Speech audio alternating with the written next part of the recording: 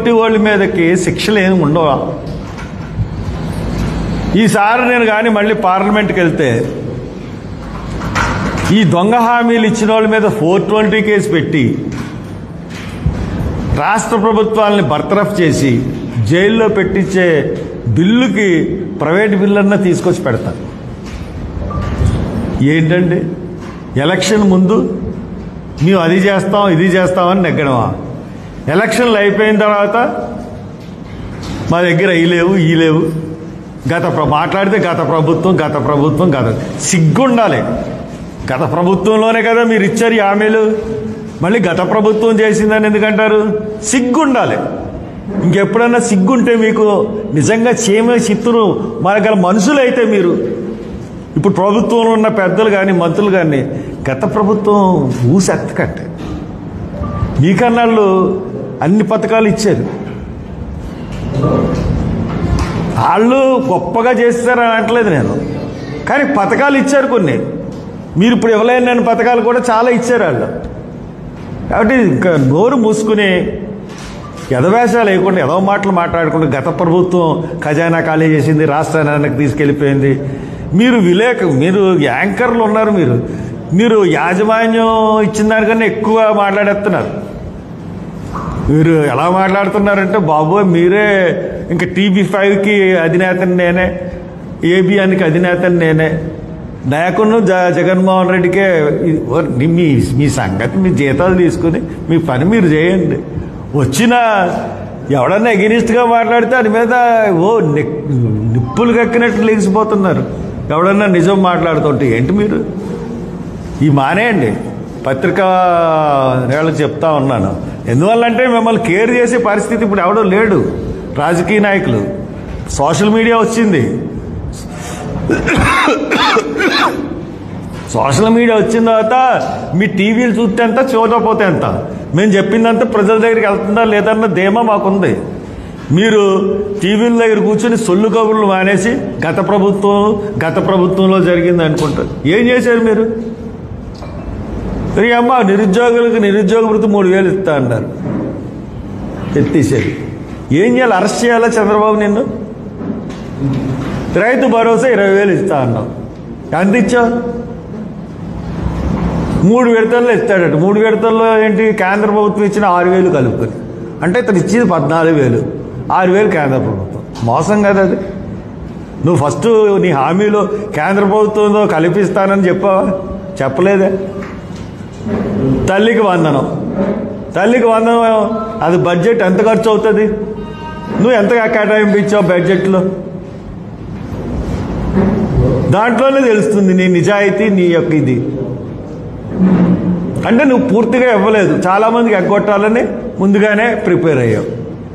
తల్లికి వందనం, ఇంకా 1,500 రూపాయలు మహిళలకి ప్రతి నెల జగన్మోహన్ రెడ్డి ఇచ్చాడు, నువ్వు ఇవ్వలేదు.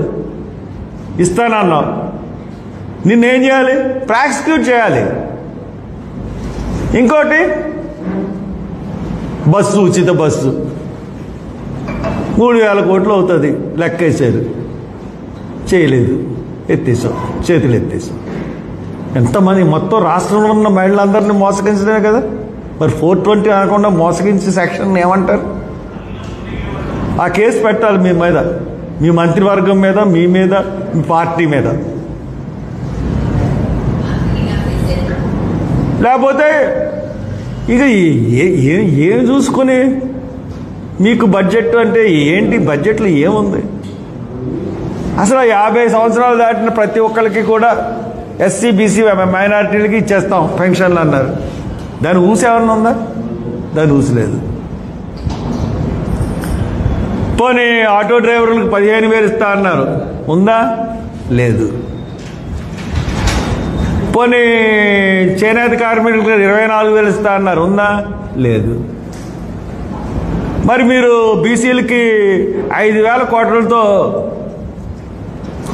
ఒక నిధి ఏర్పాటు చేస్తాం, వాళ్ళకి రక్షణకి ఒక చట్టం తయారు చేస్తామన్నారు, దాని మౌసు ఉందా బడ్జెట్లో? లేదు. బీసీలుగా ఏం చేశారు? ఇకపోతే డ్వాక్రా సంఘాలకు వడ్డీ లేని రుణాలు ఇస్తానన్నారు. దానికి కేటాయించింది ఎంత, కేటాయించాల్సిందంతా కేటాయించింది ఎంత? 10 లక్షల రూపాయలు కాదు కదా, ₹1,00,000 రుణం కూడా ఇవ్వలేని పరిస్థితులకి తీసుకొచ్చారు. తర్వాత 25 లక్షలు ఆరోగ్య బీమా చేయిస్తా అన్నారు ప్రతి కుటుంబానికి. ప్రతి కుటుంబంలో, రాష్ట్రంలో ఉన్న ప్రతి కుటుంబానికి 25 లక్షల ఆరోగ్య బీమా. ఏమైంది? వేట విరామ సమయంలో 20,000 ఇస్తానని అంటున్నారు. బడ్జెట్లో కేటాయింపులు దాని గురించి అరకొరగా ఉన్నాయి. తర్వాత బీపీ షుగర్ వ్యాధులకు మందులు ఇస్తా అన్నారు. మరి ఆరోగ్య బడ్జెట్ పెంచేసే దాంట్లో అదే ఎందుకు మెన్షన్ చేయలేదు మీ బడ్జెట్ స్పీచ్లో? అంటే అది కూడా ఇస్తానన్న ప్రామిస్ అప్పుడు ఖచ్చితంగా చెప్పారు కదా, బీపీకి షుగర్కి వ్యాధిగ్రస్తులకు ఉచిత మందులు మేము ఇస్తామని. అంటే ఇప్పుడు ఇవ్వలేకపోతున్నారు. ఉచిత ఇసుక అంటే ఇంకా అది మనకి మీరు ఇచ్చే ఉచిత ఇసుక మీ ఎమ్మెల్యేలకు ఉచిత ఇసుక ఇస్తున్నారు. నేను మీలో ఎవరన్నా ఎప్పుడన్నా రాగలిగితే డ్రెస్ అని తీసుకుని మీరు ఎవరన్నా మీ తెలుగుదేశం వాళ్ళు ఎవరన్నా మా ఇంటికి రాగలితే మీరు నిర్ణయించిన లేదా ప్రెస్ వాళ్ళు నిర్ణయించిన ఒక ఇసుక రేవుకి వెళ్దాం. అక్కడ ఉచిత ఇసుక ఎలాగా పంపిణీ అవుతుందో చూద్దాం. ఛాలెంజ్ చేస్తున్నాను మీ తెలుగుదేశం లీడర్లు ఎవరికన్నా సరే, అంటే నా స్థాయికి సరిపడే లీడర్లు, ఒక ఎక్స్ఎంపీ కానీ, ఒక ఎమ్మెల్యే కానీ, ఎక్స్ఎమ్మెల్యే కానీ ఎవరైనా సరే రండి మనం వెళ్దాం. ఒక ఎక్స్ఎంపీ అయితే చాలా సంతోషం. మీరు ఎవరైనా వస్తే నేను వస్తాను. ప్రెస్ వాళ్ళు డిసైడ్ చేస్తారు ఇక్కడికి వచ్చిన తర్వాత వెళ్దాం. మీరు ప్రెస్ వాళ్ళు డిసైడ్ చేస్తే ఇసుక ర్యాప్కి వెళ్దాం. ఎంత ఉచిత ఇసుక ఇచ్చేస్తున్నారో చూద్దాం. తర్వాత అన్నిటికన్నా దారుణం ఎస్సీలను మోసం చేయడం. 77 జీవో ఇచ్చాడు జగన్. దాంట్లో జగన్ ఇచ్చిన జీవోలో మేము చిన్నప్పటి నుంచి ఫీజు రియంబర్స్మెంట్ చదువుకుని ఈ స్థాయికి వచ్చాం. ఈ రోజున ఇక్కడ కూర్చుని నేను ఎంఎస్సీ చదువుకుని ఇక్కడ కూర్చున్నానంటే ఫీజు రియంబర్స్మెంట్. అప్పుడు స్కాలర్షిప్స్ అనేవాళ్ళం మేము. ఆ పథకాన్ని జగన్ తీశాడు కాబట్టి జగన్కి ఓటేద్దని చెప్పాం మేము. కానీ మీరు ఆ పథకం ఇస్తానని చెప్పి మోసం చేశారు. ఫీజు రియంబర్స్మెంట్ గురించి ఒక్క మాట కూడా మీరు మాట్లాడలేదు. బడ్జెట్లో ఒక్క మాట మీరు మాట్లాడలేదు. బీసీలకి స్టడీ సెంటర్లు పెడతా అన్నారు. ఎస్సీల స్టడీ సెంటర్ల గురించి మీరు మాట్లాడలేదు. అలాగే కుల వ్యవస్థని నిర్మూలన చేయడానికి, కులరహితం చేయడానికి ఇంటర్ కాస్ట్ మ్యారేజ్ చేసుకుంటే ప్రోత్సాహం ఇస్తారు. ఆ దాన్ని కూడా తీస్తారు జగన్. అది ఇస్తా అన్నారు, అది ఇవ్వలేదు. అలాగే ఎన్నో పథకాలు, ఎస్సీ పథకాలు, బుక్ స్కీమ్ అని కానీ లేకపోతే చాలా స్కీములు,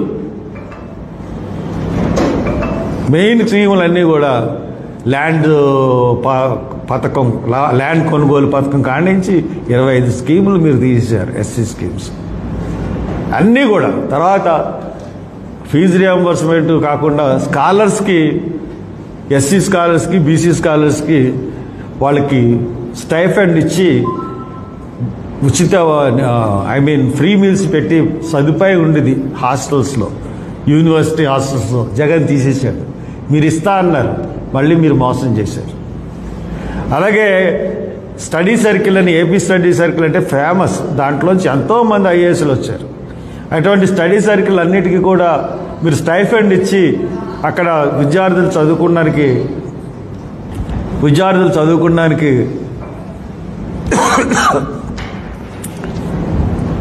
మెస్ ఛార్జీలు ఫ్రీగా ఇచ్చేవారు. అది కూడా తీస్తాడు జగన్. అది ఇస్తా అన్నారు, అది మోసం చేశారు. ఇంకా ఇలాగ మనం చూసుకుంటే ఏ పథకం కూడా మీరు ఇచ్చింది ఏమీ లేదు. జాబ్ క్యాలెండర్ అన్నారు, జాబు లేదు, క్యాలెండర్ లేదు. మొన్నేమో గవర్నర్ ప్రసంగంలో 6,50,000 కోట్లు వచ్చేసి 4 లక్షల మందికి ఉద్యోగం ఇచ్చేసామన్నారు. అది లేదు. ఇలాగా ఎక్కడ చూసుకున్న అబద్ధాలు, అన్యాయం, మోసం, అక్రమాలు తప్పితే మీరు చేసింది ఏంటి? మీరు చేస్తున్నది ఇప్పుడు ఏంటంటే పోసాని కృష్ణమురళి అరెస్టు, దీని గురించి మీ టీవీలో చర్చలు, గంటలు గంటలు చర్చలు. లేకపోతే రామ్ గోపాల్ వర్మ అరెస్టు, అతనికి నోటీసులు. లేకపోతే తెలుగుదేశం ఆఫీసుని తగలెట్టాడని వల్లభనేని వంశీ. ఇప్పుడు అది ఇంటర్నేషనల్ కేసులు అయ్యాయి. సిగ్గుందా? సోషల్ మీడియాలో మాట్లాడిన మాటలని మనం పబ్లిక్లో ఉన్నాం. చంద్రబాబు గారు, మీరు కానీ, నేను కానీ, లేదా పవన్ కళ్యాణ్ కానీ, జగన్ కానీ, ప్రతి వాళ్ళు షర్మిల మీద ఏమైంది, ఎన్ని మాటలన్నారు అమ్మాయిని.